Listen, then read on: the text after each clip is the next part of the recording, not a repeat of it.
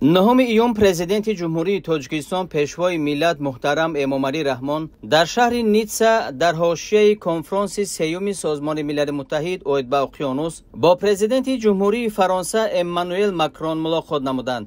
дар вохӯрӣ ҳолати кунунӣ ва дурнамои ҳамкории Тоҷикистону Фаронса баррасӣ гардид. дар оғози суҳбат Эммануэл Макрон ба президенти кишвари мо барои қабули даъват ва иштирок дар чорабиниҳои байналмилалии Нитса арзи сипос намуда, нақши пешвоии Тоҷикистонро дар умури ҷаҳонии обу иқлим махсус таъкид карданд. президенти Фаронса ҳамчунин ҷониби Тоҷикистонро бо баргузории бо муваффақияти нахустин конфронси байналмилалии сатҳи баланд оид ба ҳифзи пиряхҳо дар шаҳри Душанбе табрику таҳният гуфтанд. дар идома ҷонибҳо ба рушду густариши ҳамкорӣ дар бахшҳои тиҷоративу иқтисодӣ, энергетика, саноат, кишоварзӣ, ҷалби сармоя ва технология, истихроҷ ва коркарди канданиҳои фоиданок таваҷҷӯҳи зиёд зоҳир намуданд. тавсияи ҳамкорӣ дар соҳаҳои фарҳангиву башарӣ, илму маориф ва сайёҳӣ зарур шумурда шуд. тақвияти робитаҳои байнипарлумонӣ унсури муҳими муносибатҳо номида шуд. аз раванди рушдёбандаи шарикии кишварҳо дар чаҳорчӯби созмонҳои байналмилалӣ пеш аз ҳама Созмони Милал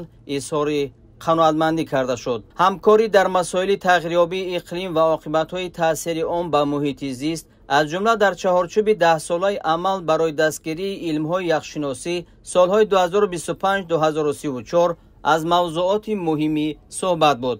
мавқеи наздик ва ҳамсони кишварҳо оид ба таъмини амнияти минтақавӣ ва ҷаҳонӣ ба хусус мубориза бо терроризм ва ифротгароӣ таъкид гардид. дар фароварди суҳбат роҳбари давлати мо муҳтарам Эмомалӣ Раҳмон аз президенти Фаронса муҳтарам Эммануэл Макрон даъват намуданд ки бо сафари расмӣ ба Тоҷикистон ташриф биёранд.